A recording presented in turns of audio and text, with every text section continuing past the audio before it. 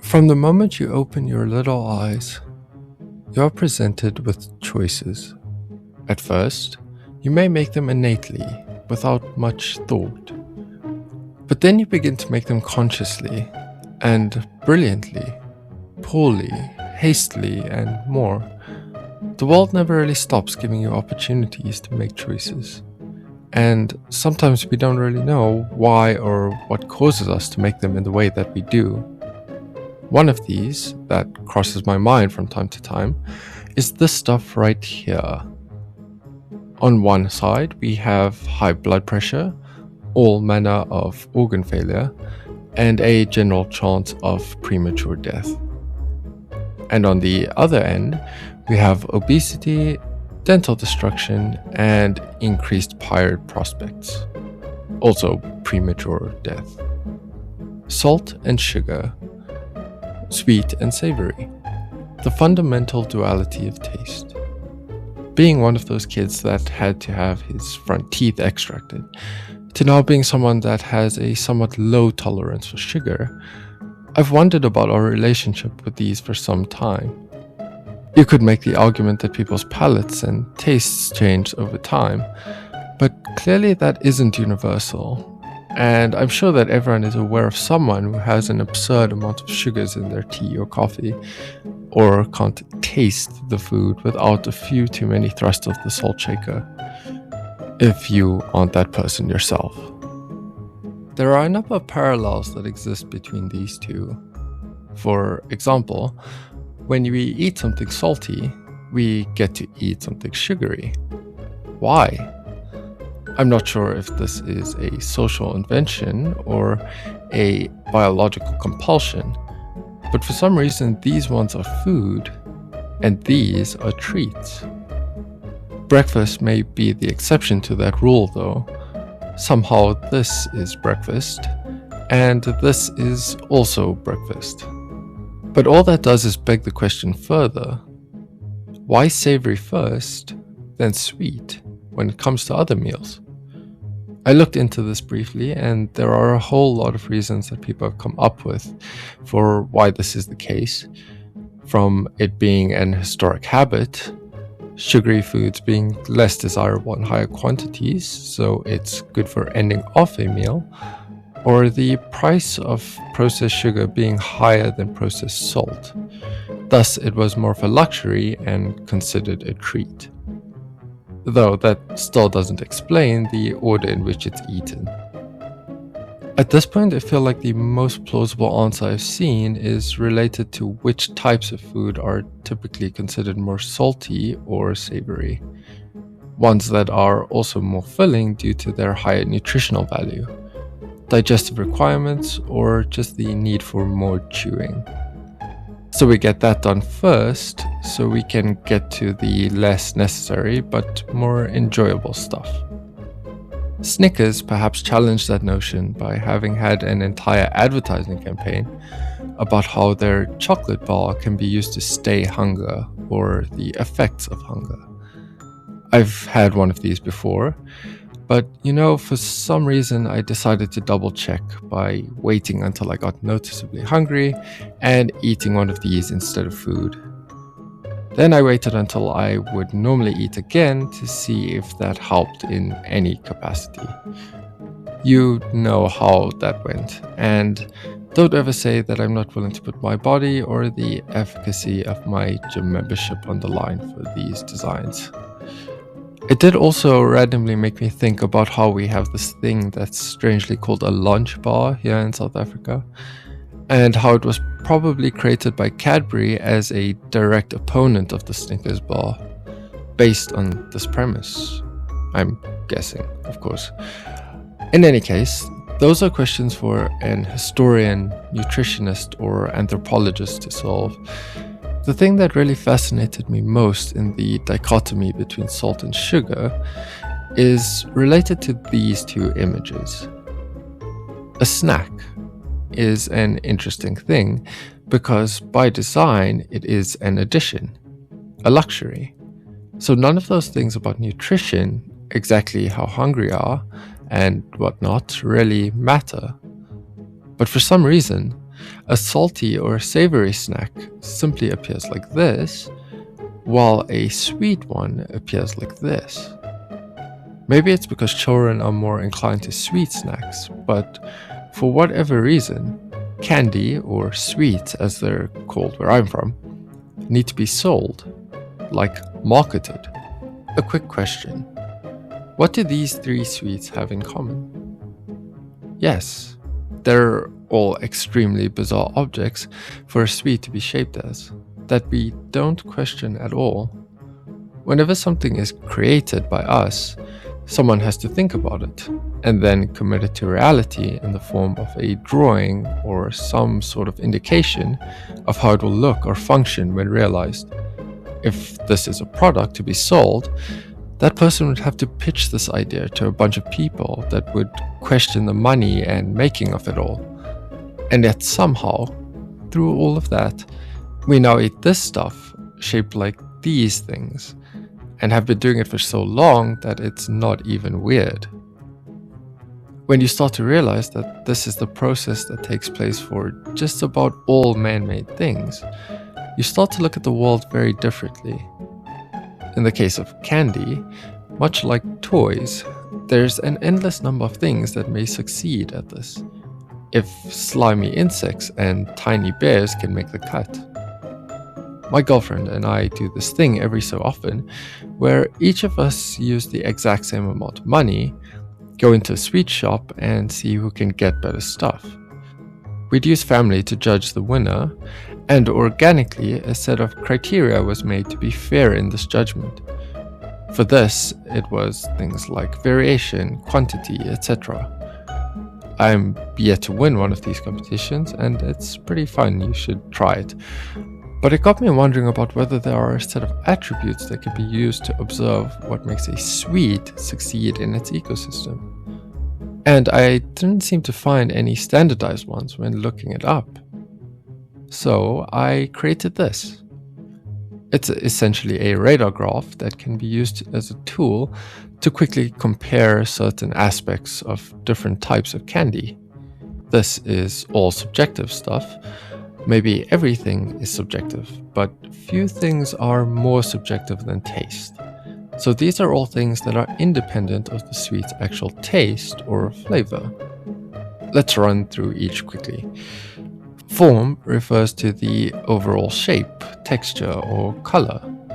Candy that would score highly here are those that have an abnormal form, or are appealing just because they would seem interesting to eat. Exoticism refers to how unique or exotic something is in the context that it's placed. For example, a sweet treat in a foreign country might be a mainstay, but when placed in a different country, it becomes more appealing for that reason alone. Superlative refers to the degree at which something is done. Candy that takes things to some kind of extreme edge would score highly on this, like something that is extremely spicy or sour, or impossible to bite into, or even ones that have an extreme size or quantity. They would tip both the form factor and this one. Premium is a fun one. Notice that it's not quality because this refers to implied quality, not actual quality. It's like the difference that a cursive font or minimalist package can make to the exact same product. And lastly is a bit of a weird one, in the theme. This refers to an external theme that is applied or placed adjacent, like an endorsement or something. You would think that this would apply to form, but recently I went out for gelato, and when looking at the flavors, we saw one that proudly displayed some imagery from the kids show Paw Patrol, while just having complementary colors. And we joked about getting that. I kid you not, about 5 to 10 minutes later, a young family walks in and a child says, "I want the Paw Patrol one." Meaning that, using a theme, they were able to create appeal for one of the most expensive versions of ice cream for a person that I would imagine couldn't tell the difference between this and a cheap soft serve cone. I think we would all like to imagine that this only works on children, but I've seen adults order kids' meals based on the same premise. So yes, that is the world we live in. I call it the glitter graph because it's all style and no substance. You get it.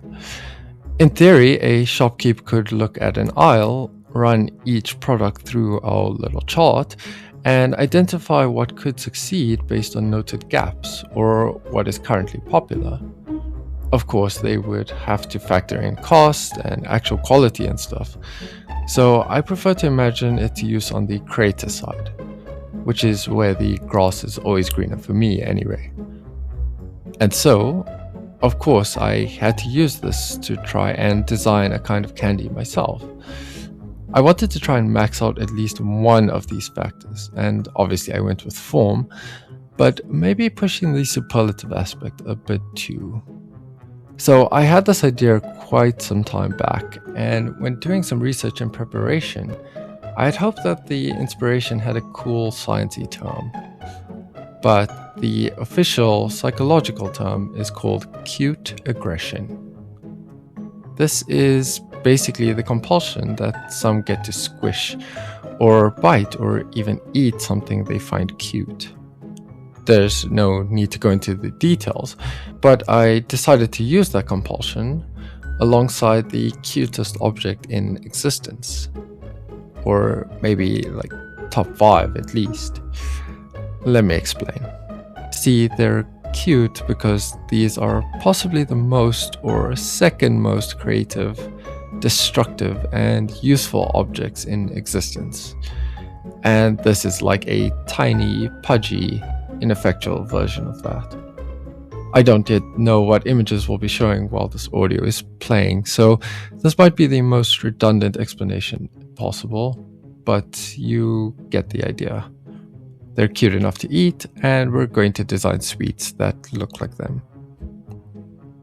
Quickly, just for my personal purposes, I'm going to go ahead and say that I do not want to eat an actual human baby hand. But one of the cool things about this form is that we, yes, we, you're in this too now, can make these using the actual scale because they're already a good size to be mouthed. There's a growth range, of course, but we'll go with a length of about 5 centimeters, 2 inches to some. I do not want to eat an actual human baby hand, but the idea here is to mimic the general form as closely as possible as a kind of soft gummy sweet. I know that manufacturing processes majorly affect this, but again, this is a mold for gummy worms, and as someone who lives at the drawing board, I get to exist in the possible rather than the probable. So the general shape will have these little baby creases. And for some, that would be enough, but allow me to show you an x-ray of a baby hand. Look at the little bones, not even touching. Adorable. I do not want to eat an actual human baby hand, but imagine if we put a few cylindrical pellets along the center of the gummy hand like this. They don't have to be an anatomical match at all. I'm sure you can already imagine how weird it would be to have a secondary layer of likeliness when biting into one of these things. And it also gives a chance to not only have style, but to incorporate 2 flavors or textures. When I first imagined this, I thought of something with the slightest chew. Here we have, or had, these things called funny faces, and they're essentially just sugar, I think. They kind of melt in your mouth, but also have the slow bite if impatient, and that's the type of thing that I think would work best in my head. I also kind of love the idea of a typical little packet of sweets quietly having a really high form or superlative factor. And imagine now if it had an appropriate theme to boost its appeal too. Given that it walks that line of cute and utterly grotesque, I'd imagine something like the Garbage Pail Kids from the 80s. And I know some people, places, and things have a day when they celebrate all things spooky. I'm sure these would be quite popular in that context. So this is one of those where I need to end things off with a bunch of questions. Apart from what I'm doing with my life, what do you think would be the perfect or high-scoring suite on the glitter graph? Do you have any unique ideas for suites based on the system? It's quite a fun exercise if you're bored or in the weeds of something else. Would you try these non-actual baby hands? What flavors do you think they should come in? A Smarty Pants recommended baby food flavors, like really pure fruit flavors, apple, peach, etc. And lastly, if you are capable of making these baby hands, feel free to reach out. To be honest, I'd rather see an idea realized by those capable than have it die with my name next to it. Until next time.